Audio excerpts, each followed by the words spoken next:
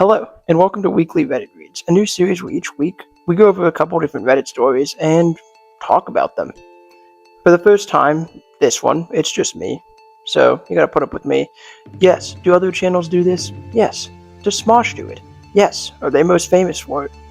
Probably. Do I care? No. Do you care? Probably not, because you're also watching this. So in the end, does it really even matter? Good talk.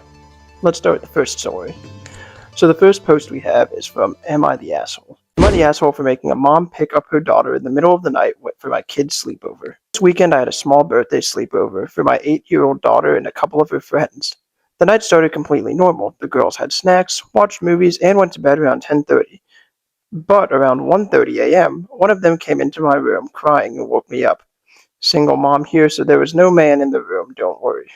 She said she was scared and wanted her mom.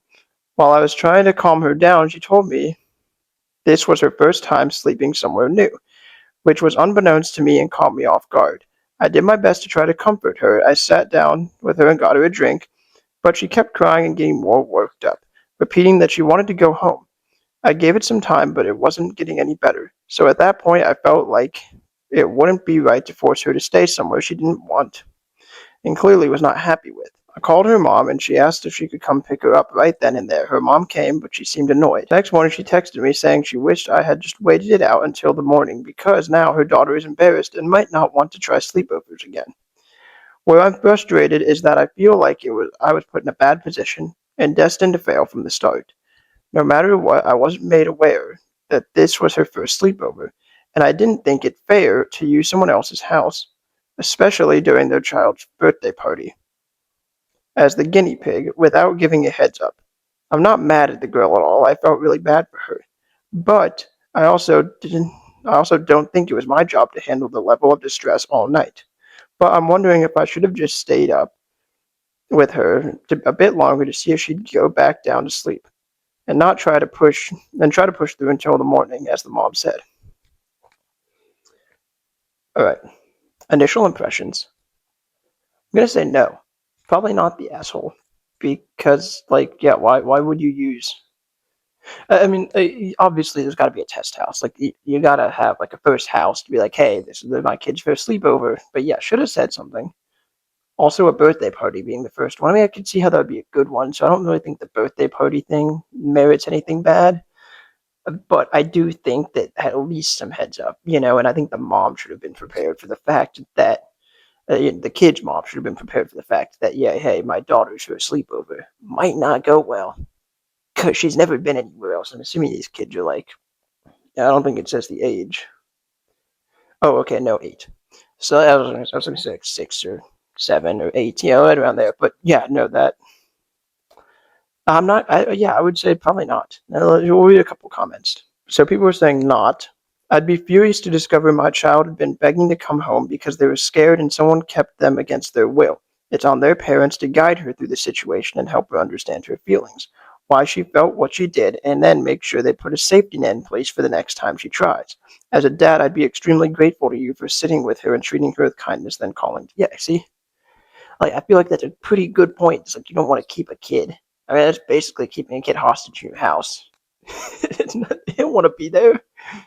You don't want a screaming kid. Like, I mean, you don't want a screaming kid there. That's looks like, no, it's all about not a good situation. And I feel like the parents should have been prepared to pick up their daughter under the premise that it was her first sleepover. Whatever. Not the asshole. It wasn't your job to handle that level of distress, and the little girl asked to go home. You did the right thing.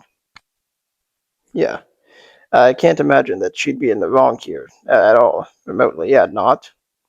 Mom should have told you that it was the girl's first sleepover, for one, and that poor girl's embarrassed is unfortunate. But it happens to a lot of us at that age. It'll pass and the girls will forget and move on to other things. Exactly. I also don't see how, no, I mean, I don't know how girls are. But, I feel like most of them would be pretty cool. But then, I feel like there shouldn't be a need to be embarrassed, but it's an 8-year-old kid, obviously. The smallest things are really big at that age. So you kind of overthink and overwork stuff in your head. I don't know when my first sleepover was.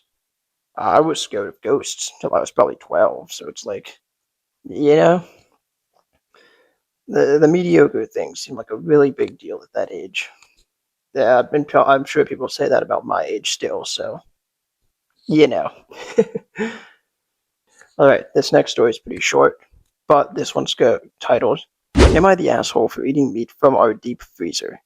My husband's friend stored a whole deer in our deep freezer. A whole deer. A whole deer?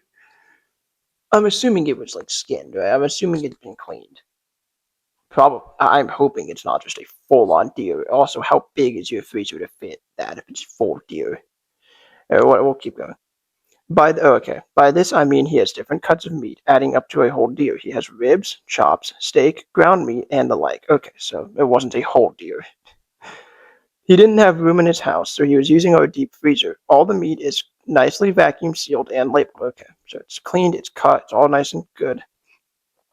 Every time he comes to our house, which is once a month or so, I ask him if he wants to take some meat home with him, and he says no, maybe next time. He's been saying this for 2 years. So we've had the meat in our freezer for going on 3. 2 years? 2 years you have had a whole deer in your freezer. And you haven't touched it. I mean, I would not blame her, no. I can't imagine that she'd be in trouble.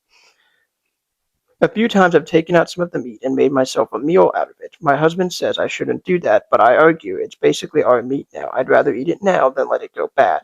I'm not going to remind our friend that he has meat in our freezer anymore because that meat is now mine. Yeah, no. that is yours at that point. You take that, you run to the hills, you have as much of it as you want. That's not 2 years going on to 3. That like the man could catch another deer at any point. Like at this point, if he wanted it, he would have had it a long time ago. 3 years is crazy. No, not. Someone says, "Hey Ralph, we actually need some of that freezer space back. Please take at least 10 pounds of it with you next time you come over. Thanks so much." Okay, yeah, that's not a bad response either. But again, like she's off, like she's had it and told them, so like it's not like it matters. I doubt he'd take that much. Not the asshole at this point. It's abandoned property. I would give him at least a warning. That is, if it isn't collected, it'll be eaten. Then you're totally in the clear if you eat it. That also works. Honestly, at 3 years, I don't even think a warning is needed. But I guess it's nice. We'll read like another comment here.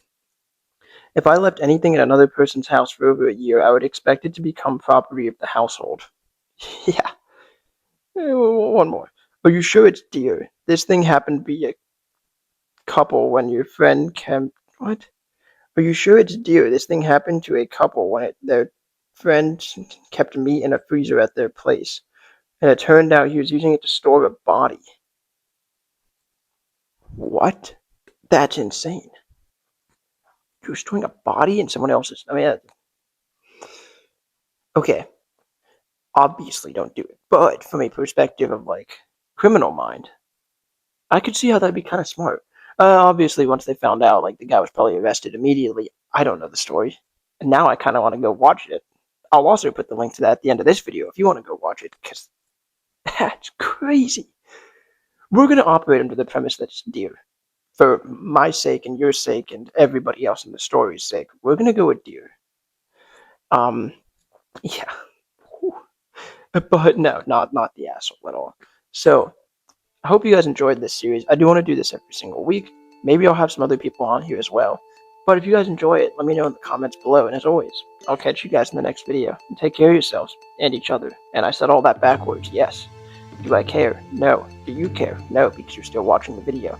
You want to like and subscribe too? Or actually only do one, because that psychologically works better, so like the video. Yeah.